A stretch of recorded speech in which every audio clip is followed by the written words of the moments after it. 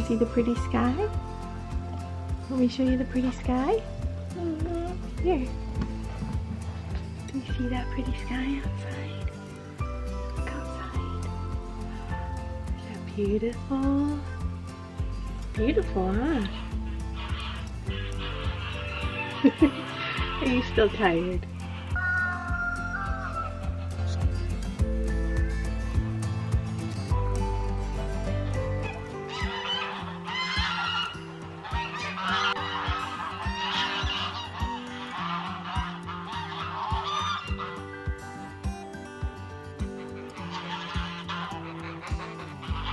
Good morning, geese. The sky has just been so beautiful this morning.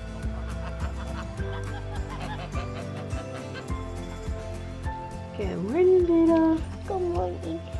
How'd you sleep? Good. Good morning, Navy. Morning. You ready for another day? Yep. Looks like another nice day. It's not too cold, huh? Yep. Had some beautiful days for December. Good morning, Esther Pie. Good morning. How are you this morning? Good. Good. You like sitting with big sister? Yeah. Oh, big dog. Staying warm by the fire? Yeah.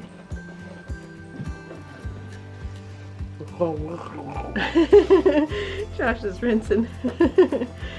It's one of your morning routines, huh? Rinsing your mouth out. Is it coconut oil or water? Yeah. Water. And then at night you do coconut oil usually, huh? Yep. Well, good morning. Mm.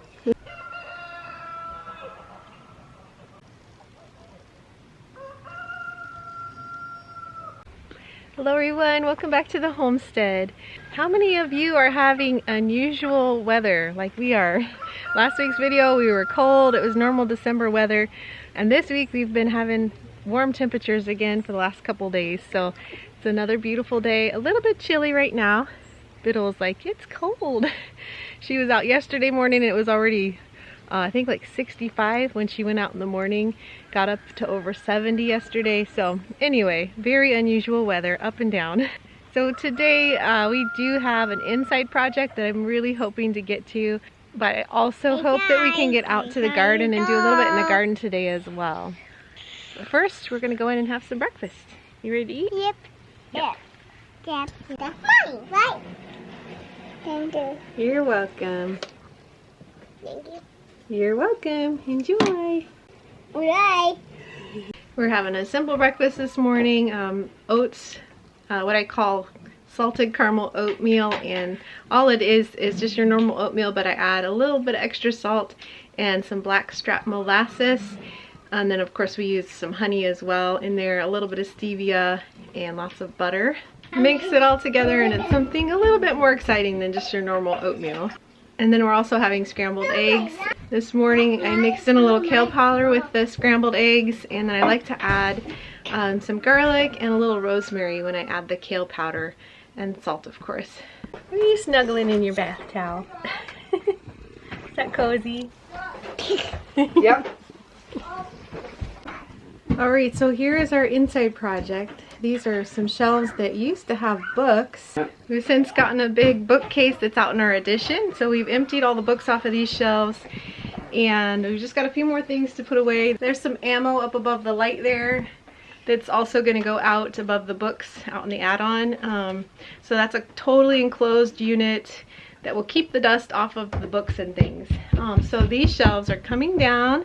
If we have time today, we've got some pictures that have been actually wrapped and stored in our old shed for years and years. So we're going to unwrap those today if there's time and see if those pictures are in good enough shape to hang on this wall. So that'll declutter this little area a lot, taking down the shelves and just putting a simple picture up on the wall. So this project's not as easy as it looks. In some cases, the wall is actually part of the shelf. Right, so like with this shelf here, the entire back wall is attached to the shelf. Yeah. So you guys are gonna have to take the whole wall down basically And then put it and back detach the boards and put them back up. Yep. Oh, screws on. 8.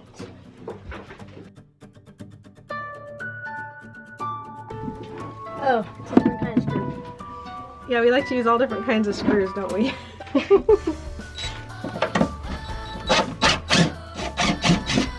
We use what we have.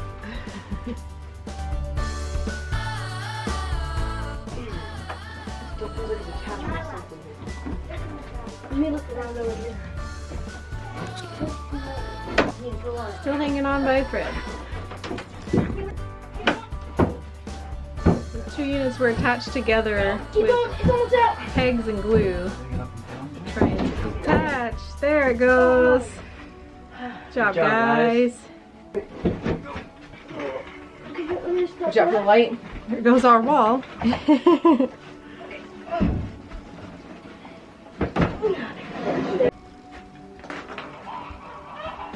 It's dusty, dirty, so they're going to take it out to get the wall boards off.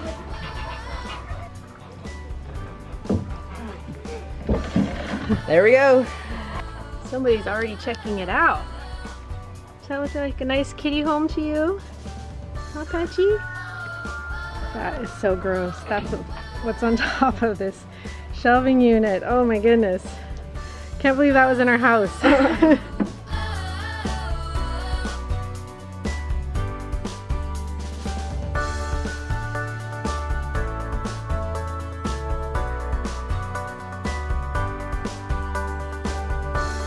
Got any ideas for how to use this wood? Not yet. I'm sure this will be repurposed in another way, probably in our shop for some shop organization.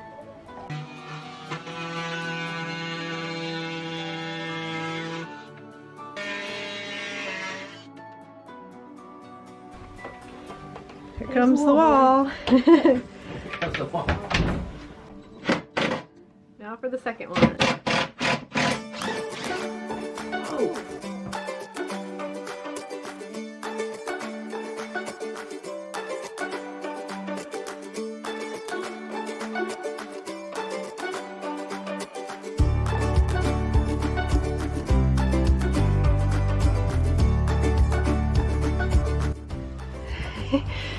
Let's checking this one out now. Hi. Hi, boy.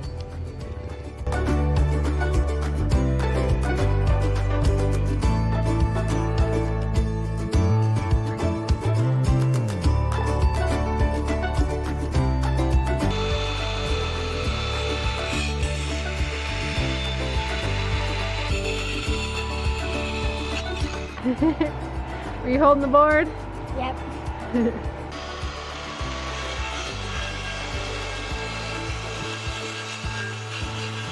So one of the boards that was meant to go back up as a wall board was vertical, and so the boys are using some of the extra wood to make them all horizontal so that it just looks nicer. All the boards will be going the same direction instead of pieced together in a strange way. Got them all cut to size? Yep. Nice.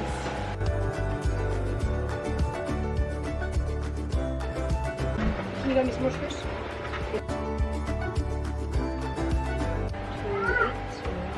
Coming together slowly but surely. They're having to re-level things and make a lot of extra cuts that we didn't anticipate, but it's looking good. Is that looking good? Look at that. That's so nice, isn't it? You like that? Table. Maybe you were over here. Table. Table. Come along. Yay. It's just about lunchtime. Esther Pie, what are you making over here? I'm making chili. Chili. So what have you got going? I am sauteing the onions or frying them before I put them in here. In butter? Yes, with butter. And then over here, I am deep thawing the frozen beans and the frozen meat. yeah, so this is taco meat and navy beans that we had a couple nights ago for taco salad. So she's using that and the onions. And then what else do you put in your chili? There's been some people asking for your chili recipe. I don't really have a recipe. Right, so besides the onions and the taco meat and beans, what else are you going to add to that pot? I use tomato sauce, Okay, tomato sauce, crushed tomatoes. and then I also flavor it. So what are some of the flavorings you like to put in? I normally use salt, garlic, onion, or garlic powder, sometimes some onion powder, and ground cumin. Ground cumin. Yeah, that's what gives it that chili flavor, huh? Yeah. Looking forward to it. Sometimes she will also put a little bit of broth in, but we didn't have any broth thawed out. It's still frozen in the freezer, so I think that we have enough of everything that it should make a substantial enough pot of chili.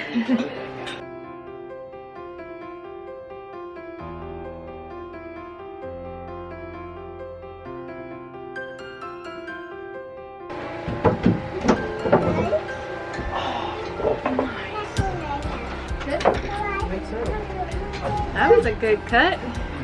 Yay. It's all him. It's all him? Yeah. Did you do that cut, Josh? Well, actually, they are straight over there. This is just cut from somebody else. That was a factory make cut. So he's not that good. No. Looking good, guys.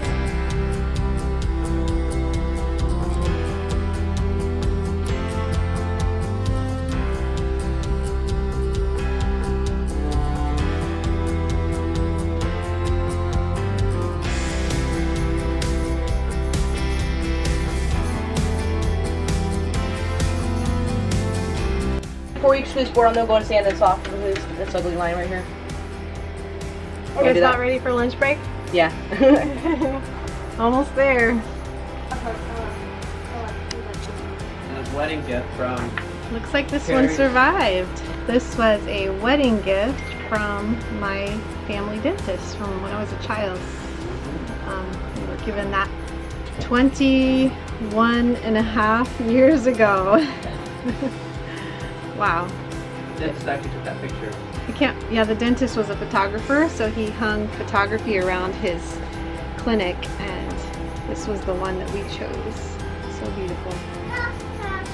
I'm glad it survived.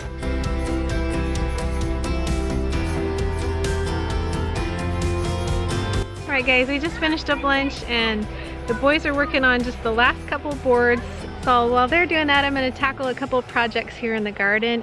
Then I'll take you back inside and show you the finished wall and what it looks like with our picture. I think it's going to be really beautiful. Here's one thing I need to fix. I think that somehow a little one must have dropped a big bunch of garlic right here, because we have garlic growing in a totally random bed here. So I'm going to dig that out and see if I can transplant the garlic plants into our strawberry beds over there. I've been planting garlic in our strawberry beds for years now, and it seems to work pretty well. And then I'm also going to tackle this apple mint. We planted 2 apple mint plants in here a couple years ago, and now they are threatening to take over everything else that's in this bed. I've got some echinacea, little sedum plants, have a veronica that's got like the white flowers, lots of other things in here, and the apple mint really does want to take over the entire bed here. So normally I would wait till spring to pull out all the extra mint and then just give a bunch of it away. But in this case, it's been so warm, it's spreading really fast, and I don't know if I'll be able to get rid of it all in the spring or not. So I'm going to at least tackle a little bit of it now, and there should still be plenty to give away in the spring. And then I think I'm going to actually take the apple mint out of this bed entirely and put it in some sort of a container for a long term. This is really close to being done over here. It's the area that leads around to the back of our house and our composting center back there. So everywhere you see gravel is going to have cement, and it'll make a nice walkway right up to our back door to the add-on there. And this planter bed here is going to be hopefully a white garden, and then this step up over here is going to be a pad for an IBC tote so that we can catch water that overflows from our main big tank here. And eventually this whole tank and tower is going to be stucco, which will last a lot longer than the pretty cheap wood that's over it right now.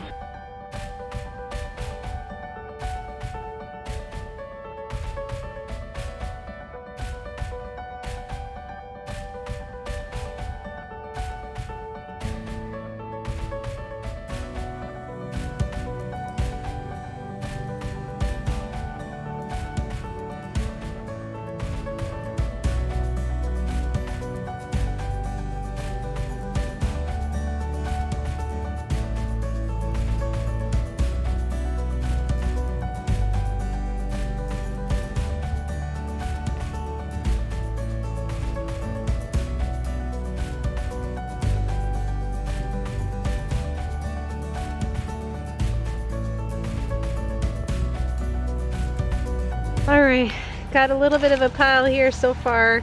This stuff is serious about growing. I had to remove the whole rock wall. It grew under the rock wall, and it's even growing under this black fabric. Look at that. This stuff wants to live and spread everywhere. Alright, so I put the rock barrier back in place and I cleared just the one side. I still have the other half over there to clear, but I wanted to clean up the echinacea. Sometimes I leave it for a while, but it's looking pretty shabby, so I'm going to trim it up, and then I'll trim up. I left one apple mint plant right there that I'm going to trim up. It was a little challenging pulling up the apple mint over here because I have a whole bunch of little baby spring bulbs starting to come up, and I didn't want to pull them up. So I think I still have a little bit of apple mint going in there that I'll have to get later. Alright, got the apple mint under control. So I think the last thing I'm going to do in the garden today is trim up the mountain mint back here. It was really pretty in the fall, so I left it, but it's not so pretty anymore. So I'm just going to trim it up. And this mountain mint is nice. It doesn't really spread too far. It does a little bit, but not much. It's a lot more behaved.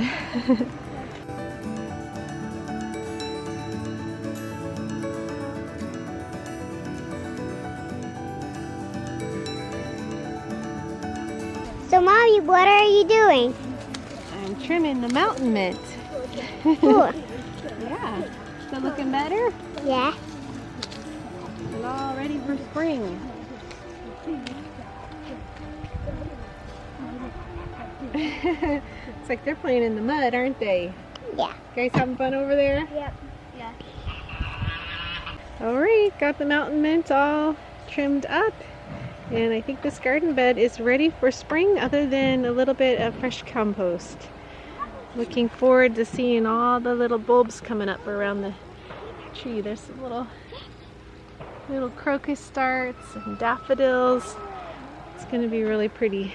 So just next door to this bed over here is another bed where I planted 1 or 2 apple mint plants last year, and now it is spread all over the entire bed. So I have plenty of apple mint to give away come next spring. And then I've also got some spearmint, which is a little more tidy. It's spread a little ways, but not nearly as far. We actually like the flavor of apple mint the best out of all the mints, but it is the most aggressive. So if you want to grow apple mint, try and find a good, nice size container to keep it contained in. Hey turkeys! Mr. Tom, way back in the back there, has been accepted into this little crew, but we still don't know if he's a Mr. Tom or a Mrs. Time will tell. He's kind of just off to himself right now. And now let's go see how the wall above the piano turned out.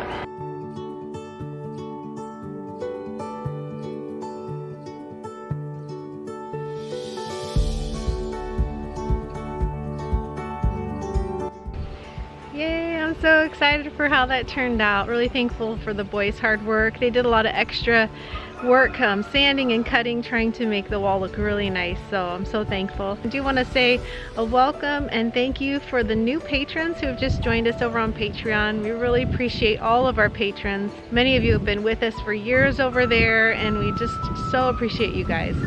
So thank you to our patrons. Also, a really big thank you to those who have gotten things off of our Amazon wish list.